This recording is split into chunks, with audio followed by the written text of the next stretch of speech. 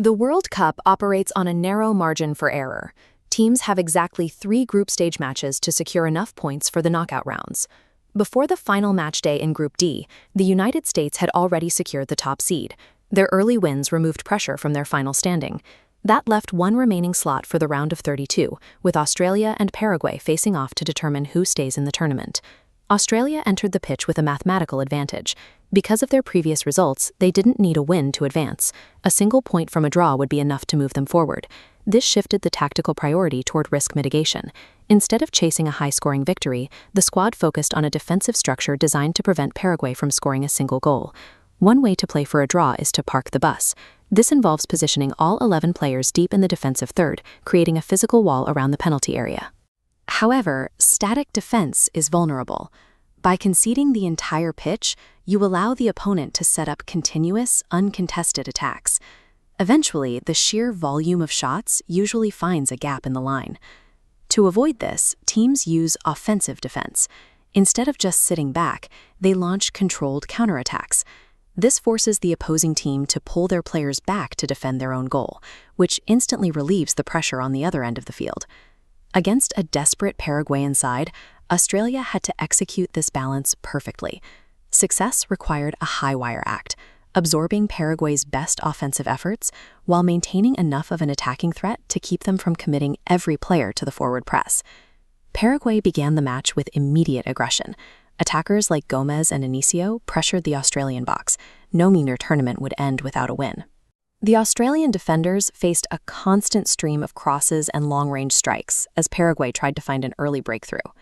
The structural failsafe in Australia's plan was their goalkeeper, Hill. Hill spent much of the match under direct fire.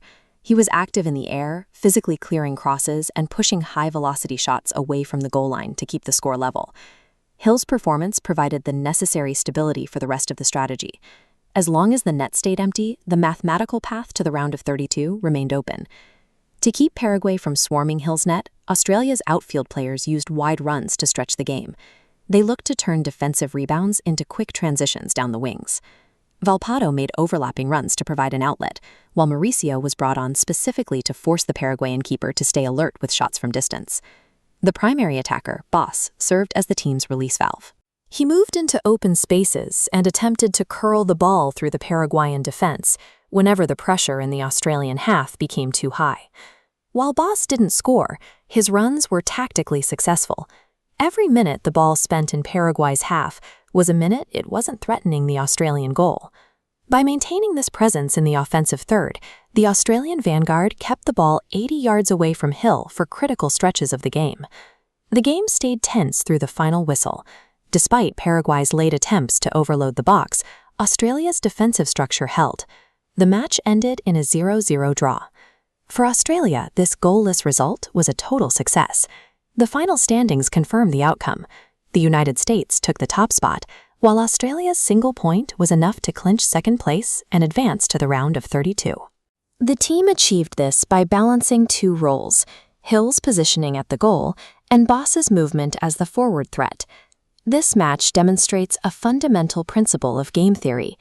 By calculating that the payoff of a draw was equal to a win, Australia correctly prioritized a low-risk defensive strategy over a high-risk offensive one to guarantee their survival in the tournament.